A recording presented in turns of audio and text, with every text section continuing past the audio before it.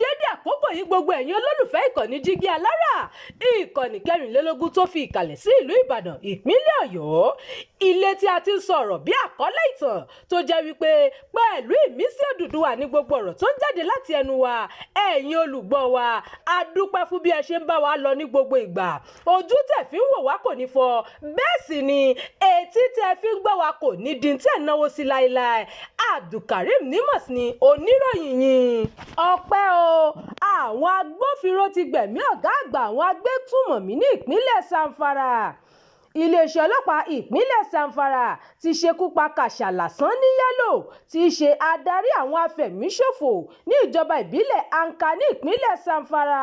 Kàṣàlà Sanni Yẹ́lò ló ń ṣekú pa ọ̀pọ̀lọpọ̀ àwọn èèyàn ní Anka ní Zamfara látara oníranran ìkọlù tó ń ṣe ní òpópónà Anka sí Bagega ní ìpínlẹ̀ náà.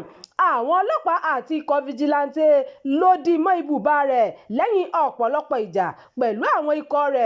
Ọwọ́ wọn padà tẹ̀ tí wọ́n sì gbẹ̀mí rẹ̀ lójú ìjà.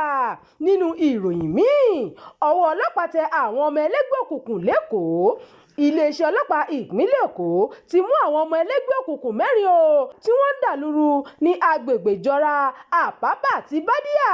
Alukoro ọlọ́pàá ìpínlẹ̀ Èkó Abímbọ́lá Adébísí ṣàpèjúwe wọn gẹ́gẹ́ bí ọ̀daràn tó ń dàlúrú.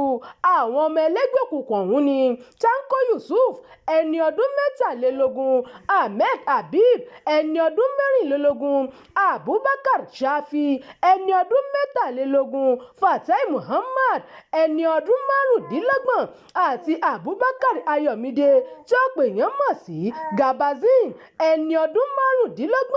Wọ́n tún bá àwọn kan jà lákàtà wọn lóríṣiríṣi. Ẹ ṣeun tí ẹ̀ ń tẹ́tí sí ìkànnì yìí. Ẹ máa bá wa pín ká kí ẹ sì fi èròǹgbà yín sí abala àríwísí.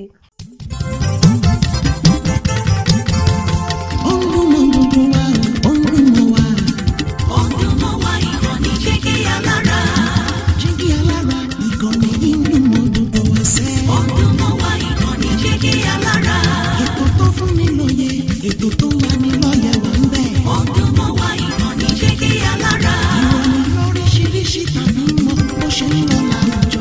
Ọdún mọ́ wá ìkànnì Jígí Alára. Ìkànnì Jígí Alára. Jígí Alára. Jígí Alára. Jígí Alára.